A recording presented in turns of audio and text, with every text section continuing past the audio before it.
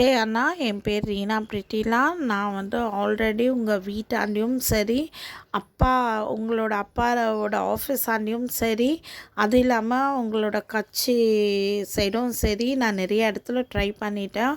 இன்னும் என்னால் உங்களை பார்க்க முடியல. நிறைய காணொளியும் போட்டிருக்கேன். உங்களை இன்னும் நான் பார்க்க முடியல. எதுக்காக என்னை நீங்கள் பார்க்கலன்னு எனக்கு தெரியாது.